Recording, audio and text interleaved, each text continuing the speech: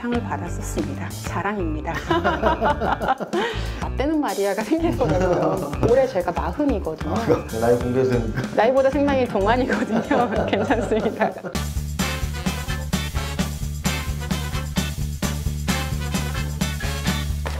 안녕하세요, 이정윤 세무사입니다. 오늘은 주식은 모르겠고 투자는 하고 싶어의 저자님이신 구혜영님을 모셨습니다. 안녕하세요. 안녕하세요, 구혜영입니다. 구독자 여러분들에게 네. 간단히 소개 부탁드립니다. 안녕하세요. 저는 미래에셋증권에서 고객자산을 운용하는 업무를 하고 있는 구혜영입니다. 아마 얼마 전까지 제가 애널리스트였기 때문에 아마 애널리스트로 많이 알고 계실 것 같고요. 최근에 투자 시장의 변화 그리고 앞으로의 이제 투자 환경에 대한 어떤 그 고민들을 하다가 이런 책을 한 권 내게 됐습니다. 오늘 말씀 나누는 내용들이 앞으로 여러분들 투자 계획하시고 또 투자에 대해서 생각하시는 방법을 고민하시는 데 도움됐으면 좋겠습니다. 지금 인사 말씀 중에 얼마 전까지 애널리스트였다가 지금은 고객자산 운용한다고 이렇게 말씀을 하셨는데 이력을 보니까 진짜 다양한 커리어를 쌓으셨어요.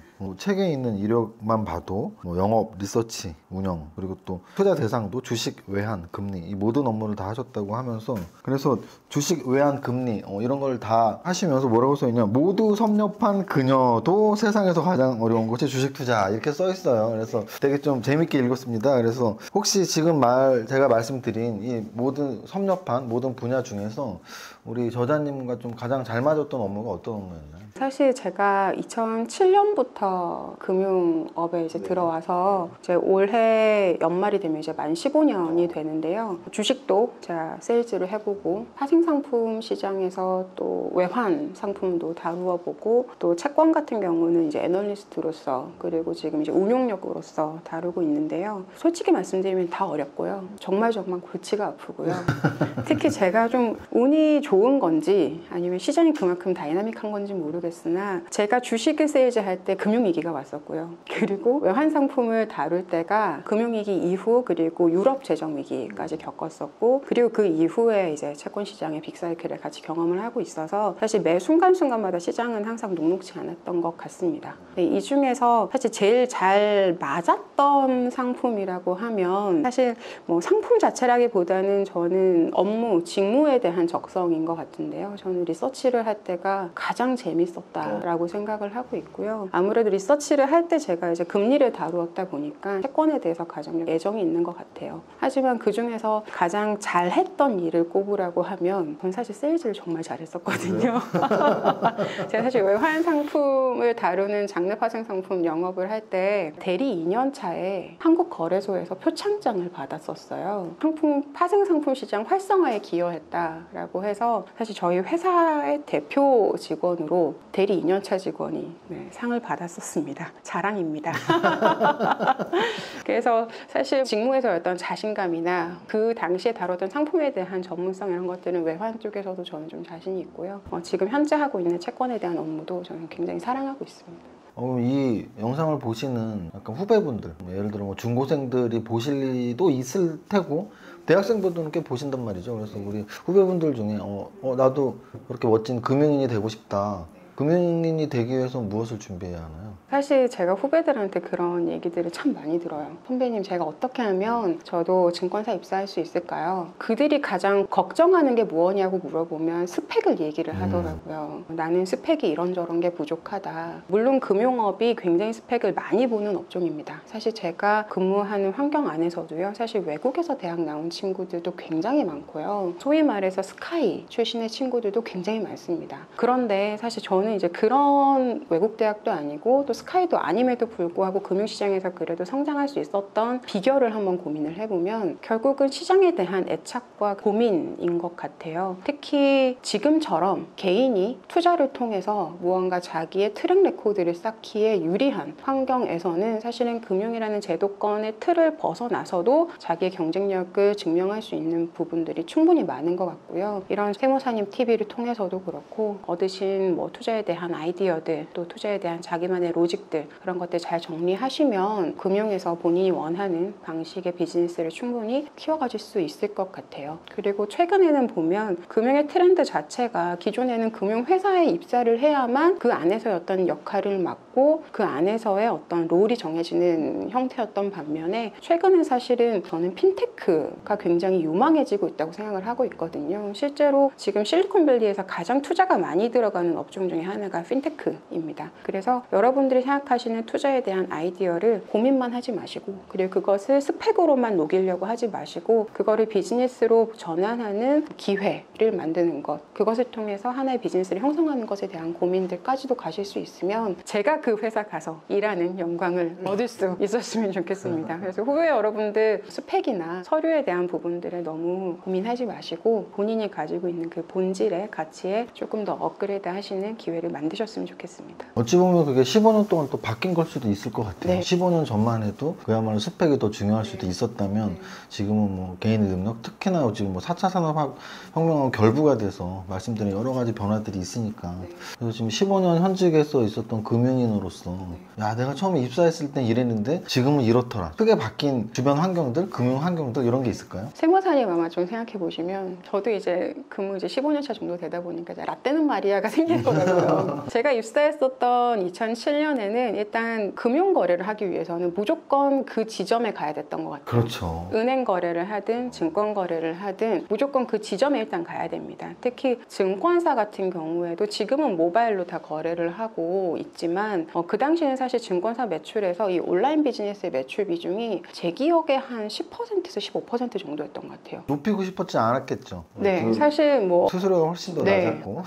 오프라인을 통해서 영업을 하는 채널의 강점이 많은 증권사들이 대부분이었고 그때 이제 이트레이드 증권이나 키움증권이 막 소생하던 시기이기 때문에 그들과 우리는 다르다라고 하는 부분은 오히려 이 오프라인 영업에서 더 집중하던 때였거든요. 그러다 보니 어느 증권사의 어느 지점 객장이 제일 멋있더라 라고 하는 게 굉장히 중요한 시점이었어요. 그래서 이 지점에 딱 들어가시면 일단 객장이 한 면을 가득 채운 전광판이 있습니다. 그 안에서 시가총액 1위부터 최소한 300위 정도까지의 시세가 다 계속 반짝반짝반짝 거려요. 그리고 그 앞에 멋있는 벤치들, 뭐 예를 들어서 아주 멋있는 편안한 푹신한 가죽 소파들이 쫙 질비해져 있고 거기에 이제 고객분들이 쫙 앉아 계시죠. 그리고 시세를 보다가 이게 내 투자 타입이냐 그러면 얼른 종이에 뭐 하나 써오십니다. 그러면 그걸 이제 업무직 직원이 투자를 이제 기록을 해드리는 형태죠. 지금 생각해보면 너무 아날로그적이지 않습니까? 진짜 이건 정말 라떼는 마리아인 것 같아요. 근데 15년 전이 딱 그랬어요. 그렇게 보면 지금의 핸드폰 안에서 투자 결정을 하고 투자에 대한 매매를 하는 형태는 완전히 바뀌었다고 봐야죠. 제가 사실 지난 15년에 무엇이 바뀌었을까 가장 큰 변화는 이런 것 같아요. 예전에 빌 게이츠가 이런 얘기를 했었거든요. 앞으로의 금융에 대해서 자기가 고민을 해보니까 뱅킹은 필요한데 뱅크는 필요 없어질 것 같다 얘기를 했대요. 지난 15년의 변화가 뱅킹에 대한 서비스는 점점 더 진화를 하고 더 IT화 되어간 반면에 뱅크는 점점 사라지고 있는 것 같아요. 그래서 이 금융업 내에서의 비즈니스 같은 경우에도 대부분 뱅크를 중심으로 했었던 것들이 다 뱅킹으로 이어져 가고 있고 그래서 최근에 보면 금융산업에서 시가총액이 상위인 기업들의 순서가 점점 IT 기업화 되어가고 있는 기업들의 순위가 올라가는 것 같고요. 앞서서 제가 뭐 핀테크도 말씀을 드렸지만 그런 변화도 상당히 중요한 것 같아요. 최근에 저희 이제 동료들끼리 이런 농담들을 했어요. 야, 만약에 우리가 이직을 한다면 어떤 회사에 가고 싶어? 라는 얘기를 했을 때 예전에는 그랬거든요. 뭐, 야, 나는 골드만삭스에 가고 싶어. 아니면 나는 뭐 예를 들어서 메릴린치 가고 싶어. 뭐 이런 얘기들을 했다면 지금은요. 카카오뱅크 가고 싶어. 나 토스 가고 싶어. 이런 얘기들을 많이 합니다. 네이버 파이낸셜 가고 싶고요. 그래서 이제는 금융의 지형 자체도 이제 완전히 바뀌었다. 그래서 너무너무 아날로그적이던 시대에서 이제 완전히 모든 게 디지털화 되어 가고 있고 그러다 보니까 금융회사에서 타겟으로 하는 고객도 바뀌는 것 같아요. 옛날에는 사실은 상향식이었거든요. 그러니까 가장 큰 돈을 가진 투자자들을 중심으로 해서 비즈니스 모델을 구성을 하고 그게 결국은 IB인 거잖아요. 그래서 초대형 IB 기업들만이 살아남고 모든 금융회사들이 초대형 IB가 되려고 노력했었던 반면에 지금은 오히려 탈민주화라고도 표현을 하거든요. 금융업계에서 지금 탈민주화가 일어나고 있다. 완전히 커스터마이즈된 상품을 주는 기업들만이 오히려 더 살아남을 수 있는 형태가 되고 있는 것 같아요. 그래서 지난 15년의 변화는 그런 이제 환경의 변화도 있고 어떤 기업들의 패러다임도 바뀌고 있는 것 같고 그러다 보니 투자 상품도 예전에는 사실은 예금, 그리고 주식 조금, 그리고 조금 선진화되신 분들이 펀드 이렇게 했던 것 같은데, 지금은 대부분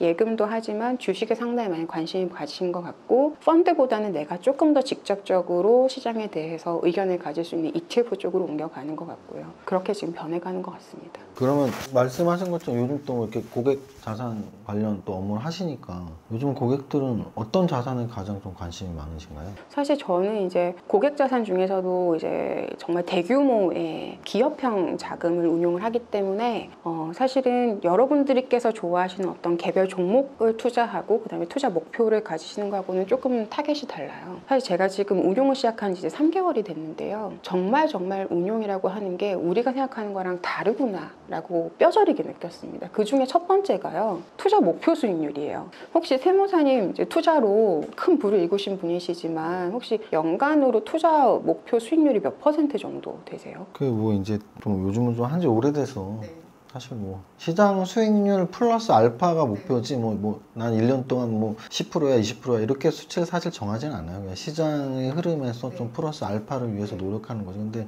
나이가 점점 들고 금액이 좀 커질수록 굉장히 수익률은 낮게 잡을 수밖에 없죠. 그렇죠. 제가 사실은 저희 이제 기관 투자자들이 목표 수익률을 삼는 숫자가요, 보통 평균적으로 한 3에서 5% 정도 사이인 것 같아요. 그러니까 연간 3에서 5% 수익률을 금융기관에서 가장 전문적이라고 하는 사람들이 붙들어서 메고 내는 수익률이라는 겁니다. 그래서 제가 사실은 이 목표 수익률을 잡고 이제 그거에 대한 포트폴리오를 짜기 시작하면서 머리가 너무 지끈거리는 거예요. 아니 도대체 연에서 3에서 5% 수익률을 내는 게 이렇게 어려워? 라는 거죠. 사실 여러분들 입장에서는 뭐 3에서 5%는 하루에도 종목 그 정도는 뭐 하나만 고르면 잘 얻을 수 있는 수익률일 수도 있고, 또 잘하시는 분들은 뭐 따블에 따따블 요즘 뭐 이런 말씀도 많이 하시잖아요. 근데 연간으로 이 수익률에 대한 변동성을 최소화하면서 포트폴리오에서 잃지 않는 투자를 함으로써 얻을 수 있는 기대 수익률의 최소한 숫자가 한 3%대라는 걸 생각을 해보면, 사실 지금 우리가 최근에 접하고 있는 완전히 화랑기인 금융시장에서 새롭게 투자를 시작하신 분들이 생각하는 숫자하고 너무너무 괴리가 크다라는 부분,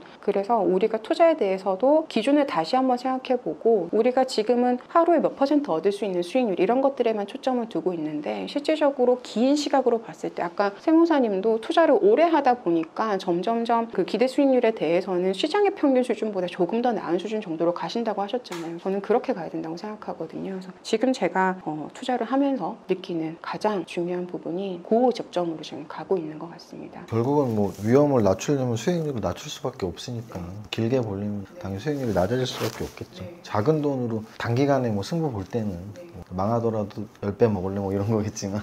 그렇죠. 네. 사실 제가 이 책을 쓰기 전에 좀 충격적인 얘기를 3가지 정도를 이제 비슷한 시기에 겪었어요. 일단 첫 번째는 지하철을 탔는데요. 어떤 젊으신 남자분 2분이 얘기를 하더라고요. 야, 나 어제 200만 원 땄잖아. 그러더라고요. 200만 원이라는 숫자도 뭐 좋기는 하지만 뭐 저는 땄잖아 라는 단어가 좀 놀라운 거예요. 그래서 뭘 했길래 그렇게 땄을까 하고 들어보니 주식을 투자하셨다는 거예요. 500만 원을 투자했는데 200만 원을 땄대요. 사실 수익률로 봤을 때 500만 원에서 200만 원은 엄청난 거거든요. 네. 근데 그것에 대해서 표현하는 방식이 땄다라는 표현이 됐다는 건 이거는 약간 투기다. 제가 지난 15년 동안 금융시장에서 겪었던 사이클, 미국의 리먼 브라더스 사태, 유럽의 재정위기 사태, 그리고 작년에 겪었던 팬데믹 이런 것들을 다 경험을 해보면 사람들의 심리가 극악과 극하이로 완전히 왔다 갔다 하는데, 지금은 약간 하이구나라는 생각이 들었고, 한편 반면에 제 또래의 친구들은요, 이제 노후에 대한 걱정들을 하기 시작해요. 올해 제가 40이거든요. 나이 공개해도 됩니까? 네, 괜찮습니다. 왜냐면 나이보다 상당히 동안이거든요. 괜찮습니다. 40이 되기 시작하니까요, 이제는 노후에 대한 얘기가 완전히 달라지더라고요. 특히 이제 저희 금융권 같은 경우는 정년이 이렇게 긴 업종이 아니에요. 그리고 사실 정년이란 개념이 크게 없는 업종이거든요. 그러다 보니 우리가 앞으로 몇 년을 더 일할 수 있을까? 앞으로 이 회사에서 얼마만큼 올라갈 수 있을까라는 얘기를 하다 보니까 가장 빠르게 직면하는 위험이 노후에 대한 부분이더라고요. 그래서 뭐 제 주변에 억대 연봉 받는 친구들도요, 이 노후라는 키워드가 들어오는 순간부터 애들이 스타벅스를 잘 안 갑니다. 한 2블럭 정도 떨어져 있는 백다방 가고요. 한 3블럭 정도 떨어져 있는 무인으로 주는 그런 커피 1,000원 더 싼 곳, 이런 데로 지금 찾아가고 있어요. 그러니까 완전히 극단적이죠. 한쪽 집단에서는 완전 투기로 가고 있고, 한쪽 집단에서는 완전히 지출을 줄이고 더 타이트해지고 있고. 근데 이 과정에서 제가 노후 파산이라는 키워드를 배우게 됐어요. 사실은 서점에 갔다가 이 단어 자체가 너무 자극적이어가지고 들어봤는데, 일본의 사람들이 어떻게 이 자산의 버블과 그리고 자산의 꺼짐을 겪는 과정에서 노후가 어떻게 변했느냐라는 것에 대한 NHK 다큐멘터리 책이었는데, 여러분들 제가 좀 그 책은 추천드리고 싶습니다. 조금 충격적입니다. 책 제목이 뭐라고요? 노후 파산입니다. 노후 파산. 네, NHK에서 만든 다큐멘터리이고요. 그것을 이제 책으로 한 것인데, 모든 사람들이 다 노후에 불행해지는 건 아니죠. 잘 준비된 사람들은 충분히 아름다운 노후를 맞이하고 있을 것이고, 그 책에 있는 사례들은 어떻게 보면 굉장히 극단적인 어려운 사례들을 제시를 한 것인데, 제가 이제 나이가 되고 제 친구들이 노후를 준비하게 되고 현재 내가 준비된 상황들, 이런 것들에 대해서 객관적으로 보다 보니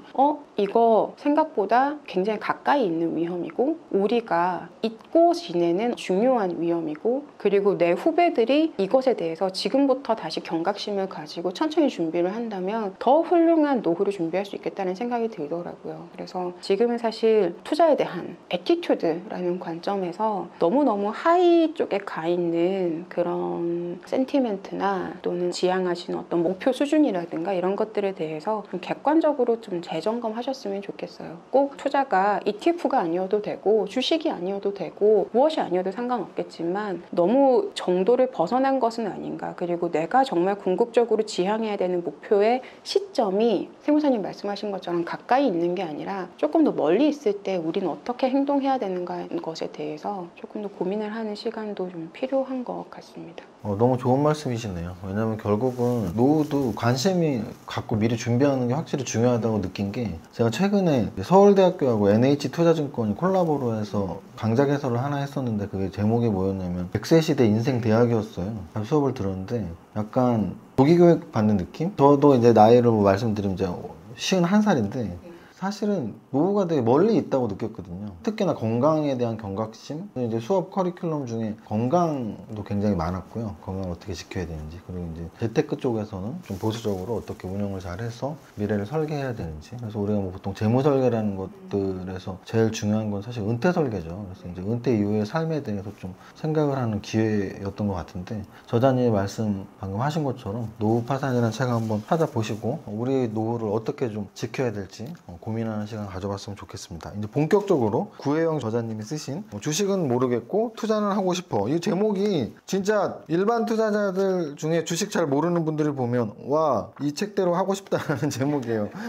나 주식 잘 모르겠는데 투자를 안 하면 안 되는 시대. 그래서 좀 이 제목에 대해서 궁금한데, 근데 맨 위에 좀 그 해답이 미리 나와 있는 것 같기도 하고, 쉽게 따라하는 ETF 투자법 써 있는데 책이 개괄적으로 좀 ETF에 대한 설명을 하는 책인가요? 네, 일단 3파트로 나누어져 있습니다. 첫 번째 파트는 왜 우리가 지금 투자를 해야 되는가 라는 얘기를 제가 준비를 했고요. 그리고 두 번째는 그런 투자를 하는 방법 중에 ETF를 활용하는 방법들에 대해서 설명을 해놨고, 그리고 세 번째 파트는 그러면 무엇을 살까? 앞으로 우리가 무엇에 투자를 하면 좋을까에 대한 얘기들에 대해서 정리를 했습니다. 그래서 크게는 우리가 투자를 해야 되는 이유, 그리고 ETF가 무엇인가, 그리고 무엇에 투자할까로 정리됐다고 보시면 됩니다. 투자를 해야 되는 이유가 일부라고 했는데요. 사실은 그 앞에 미리 나와요. 뭐가 나오냐면, 저는 늘 저자 양력을 본 다음에 프롤로그를 굉장히 집중적으로 보는데, 프롤로그 제목 자체가 그렇습니다. 투자는 선택이 아니라 필수입니다. 그러면은 반드시 해야 된다는 얘기인데, 투자를 지금 시대에 안 하면 안 되는 건가요? 왜 반드시 필수적으로 해야 되죠, 투자를? 혹시 세무사님 운동 좋아하세요? 취미로 약간씩 하고 있습니다. 운동하실 때요, 보면 아무리 내가 열심히 운동을 해도 뭔가 효과가 없는 듯한 느낌이 들 때 어떤 느낌 드세요? 좀 짜증나고 내가 운동신경이 없나 싶기도 하고, 더 열심히 해야 되겠다는 생각도 들면서 좀 좌절도 하기 하고. 싫어지게 네. 되죠. 우리가 운동에 대해서도 그렇고 공부에 대해서도 그렇고 직장 생활도 그렇고요, 연인 관계에서도 그렇고 항상 노력을 합니다. 노력을 해요. 근데 그 노력이 항상 결과로 오지는 않는 것 같아요. 사실 우리가 지금 투자를 해야 되는 이유는 노력을 함에도 불구하고 구조적으로 투자를 하지 않으면 오히려 내가 상실감을 겪게 되는 구조에 있기 때문입니다. 아마 아마 뉴스에서 그런 얘기 많이 들으실 거예요. 지금은 저금리 시대다. 그리고 실질금리 마이너스 시대다. 이 두 가지가 사실은 굉장히 중요한 의미를 가져요. 일단 저금리 시대라고 하는 것은 금리가 낮은 수준이라는 거잖아요. 이것은 사실 두 가지로 작용을 해요. 첫 번째 좋은 것들은 저금리를 활용해서 우리가 대출을 일으키거나 뭔가 레버리지를 일으키면 자산의 증식을 더욱더 키울 수 있는 환경이다 라는 것이고, 두 번째는 저금리라고 하는 것은 금리만을 추구했을 때, 예를 들어서 예금이나 적금만을 추구했을 때에는 인플레이션보다도 적은 이유를 가질 수 있다라는 측면이거든요. 사실 이 두 번째 이유가 결국은 실질금리 마이너스라는 얘기랑 같은 얘기가 돼요. 여러분들이 예를 들어서 매일매일 치킨을 너무너무 먹고 싶은데 매일매일 먹으면 너무 비싸니까 한 달에 2번만 먹을까? 그렇게 해서 아끼신 돈 가지고 열심히 저축을 하고 적금을 듭니다. 그렇게 해서 1년 동안 우리가 차곡차곡 모은 돈으로 이자를 받았어요. 근데 그 이자를 까보니까요, 인플레이션율만큼도 안 되는 거예요. 예를 들면 지금 은행 가셔가지고 1년짜리 적금 드시면 금리 한 1% 주나요? 아마 만기 한 3년짜리 정도 하시고 우대금리 다 쌓으시면 한 1.5% 정도 받으실 것 같습니다. 거의 막 플래카드 특판이 막 1.3. 네, 그러니까요. 사실 제가 또 라떼는 말이야 잠깐 말씀드리면, 제가 2007년에 처음 입사했을 때 특판 금리가 6.7%에서 8%까지 나왔었거든요. 그게 지금 아주 특수한 케이스에 1.5%를 줄 수 있는 케이스로 지금 바뀐 겁니다. 그만큼 저금리로 내려온 거예요. 근데 한국은행에서 발표한 2021년도에 평균적인 물가 상승률이 몇 %인 줄 아세요? 몇 %인가요? 2%. 2% 이상 금리를 못 받으면 이제 실질금리 마이너스겠죠. 네, 실질적으로 그런 거죠. 내가 이자로 예를 들어서 1.5%를 우대금리까지 다 해서 1.5%를 받았는데 실질적으로 물가 상승을 감안하면 나는 0.5%가 손실이 난 거죠. 앞에서 저금리라는 환경을 가지고 잘 활용하면 자산을 증식할 수 있다고 말씀드렸는데, 거꾸로 이것을 잘 활용하지 못하면 오히려 내가 악착같이 노력해서 모은 자금들도 빠질 수 있다는 얘기를 생각을 해보면, 이거는 돈을 모은다에서 그칠 것이 아니라 돈을 증식한다라는 방법에 대해서 고민을 해야 되는 시기구나라는 거를 잘 아실 수 있을 겁니다. 물론 올해는 인플레이션율도 지난해보다는 더 높아지고요. 그리고 금리도 높아졌다. 그리고 주식 가격 성장률도 굉장히 높아졌고요. 근데 글로벌 전반적으로 앞으로의 10년을 전망하는 데이터들을 보면 대부분 저성장, 저금리예요. 다시 얘기하면 인플레이션 대비해서 우리가 예금과 적금만으로 투자를 했을 때 충분히 이득을 보기 어렵다. 예를 들어서 앞으로의 환경이 우리가 크게 고민하지 않아도 예금과 적금만으로 한 5% 정도 연간 얻을 수 있는 환경이라고 하면 사실 우리 이렇게 고민 안 해도 되잖아요. 근데 앞으로도 그런 환경을 보기는 좀 어려울 것 같다라는 측면에서 우리가 투자라는 거 좀 고민을 해봐야 되고, 사실 1년에 0.5% 내가 빠진 거 그게 무슨 의미가 있어? 라고 생각하신다라고 하면 그게 10년이 누적되면 어떻게 될까요? 20년이 누적이 되면 어떡할까요? 만약에 같은 시기에 내 옆에 있는 친구가 예를 들어서 연 5%짜리의 안정적인 수익을 계속 쌓아나갔다라고 하면 그 친구는 매년마다 예를 들어서 3% 이상씩, 그러니까 인플레이션 대비해서요, 더 쌓은 거고, 나랑 비교를 하면 연간 최소한 4% 정도까지 계속 연간 벌어졌던 건데, 그 10년 뒤에 20년 뒤에 가면 자산의 규모가 어떻게 달라져 있을까 생각을 해보면, 지금의 환경이 우리가 투자라는 것을 고민하지 않고서는 도저히 버틸 수 없는 환경이 되었다라고 저는 생각을 합니다.